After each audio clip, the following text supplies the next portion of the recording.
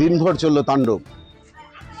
উত্তর দমদমের 23 নম্বর ওয়ার্ড নিমতা, সেখানে দেখা গেল একের পর এক বাড়ি ভাঙচুর, লুটপাট। এছাড়াও আমরা দেখতে পেলাম, কি দেখলাম, প্রথমে বিধান বিশ্বাসের একটি অফিসে যায় উত্তেজিত জনতা গিয়ে সেখান থেকে উদ্ধার হয় একাধিক সরকারি জিনিসপত্র। তার মধ্যে উদ্ধার হয় ত্রিপল থেকে আরম্ভ করে কম্বল, যা ত্রাণে দেওয়ার কথা, সেগুলোই উদ্ধার হয় এবং সেগুলো পাচার করতে গিয়ে ধরা পড়ে। এবং ধরা পড়ার পরেই কিন্তু উত্তেজিত জনতা খেপে যায় এবং তারপরে জনরোষ পড়ে এই নিমতা অঞ্চল জুড়ে।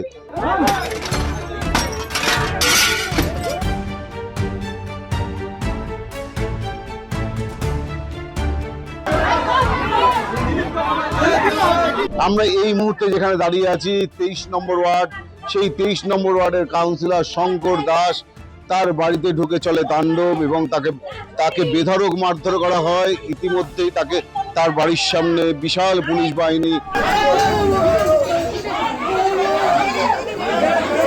হঠাৎ করে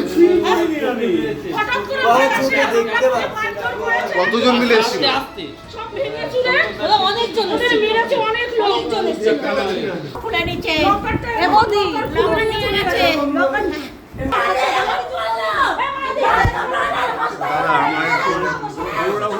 এবং তারা শঙ্কর দাসকে উদ্ধার করে ইতিমধ্যেই হসপিটালে পাঠিয়েছেন এবং তার বাড়িতে যে লুটপাট চলল এবং একাধিক জিনিস ভাঙচুর হলো। শঙ্কর দাসের দাবি ছিল যে তিনি কোনো রকম কোনো অন্যায় করেননি, কিন্তু স্থানীয় যারা কর্মীরা রয়েছেন, বিজেপি কর্মীরা, তারা কিন্তু একেবারে প্রত্যেকটি বাড়ি লক্ষ্য করে যারা তাণ্ডব চালায়।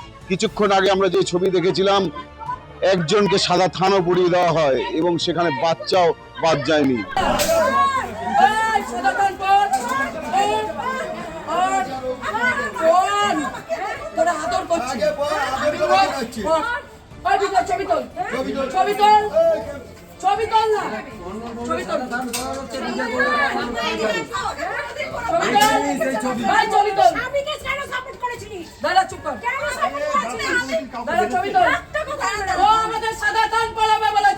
বিজেপি ক্ষমতায় আছে, সরকার কিন্তু বিজেপি থান পড়িয়ে গেল। তোরা লোক আমাদের ছেলে মেয়েদের বলে এসেছিস, স্বামী বলে তোর স্বামী বলে দেখাই দিয়ে সারা দিন তারে পড়াতে হয়। দেখা সবাইকে দেখা দেখা দেখা কে কারা পড়াইলো বল, কে কারা পড়াইলো?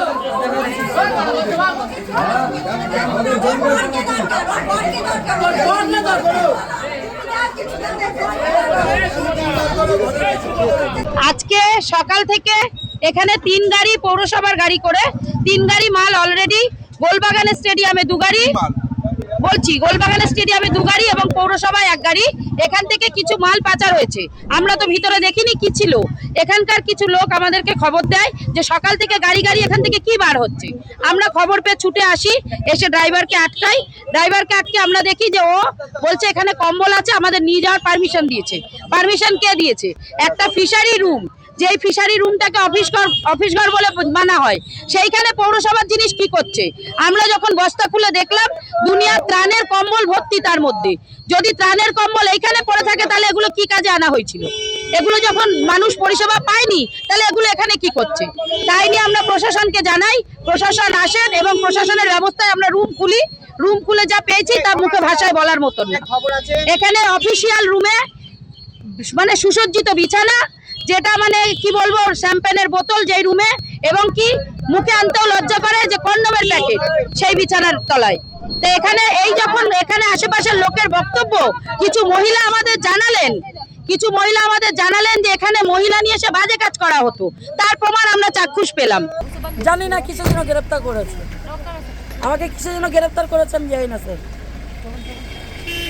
এবং বিজেপি যেটা বারবার করে বলেছিল যে কাউকে মারধর করা হবে না, এই মুহূর্তে কিন্তু সেই ছবিটা অনেকটাই আলাদা। এবং আমরা দেখতে পাচ্ছি যে সাধারণ মানুষ কতটা ক্ষিপ্ত, এবং তার পাশাপাশি উত্তর দমদমের এই নিমতা অঞ্চল জুড়ে কিন্তু ব্যাপক চাঞ্চল্য তৈরি হয়েছে। উত্তর দমদম থেকে বিশ্বজিৎ পালের প্রতিবেদন, আর+ নিউজ, কলকাতা।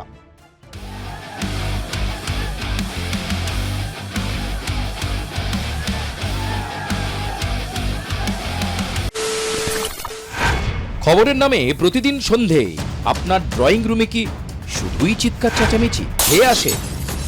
বিতর্কের নামে চলে গালাগালি আর কাদা ছোড়াছুড়ি। এবার সময় পরিবর্তনের, কারণ আমরা কান ফাটানো চিৎকারে বিশ্বাস করি না। আমরা বিশ্বাস করি খবরের সত্যতায়। আমরা কোনো পক্ষের হয়ে গলা ফাটাই না, আমরা সাধারণ মানুষের হয়ে প্রশ্ন তুলি। চিৎকার নয়, শুধু খবর হবে যেখানে বিতর্ক আছে কিন্তু কুৎসিত ঝগড়া নেই। সঠিক তথ্য, বিশ্বস্ত খবর। নজর রাখুন আর+ নিউজে।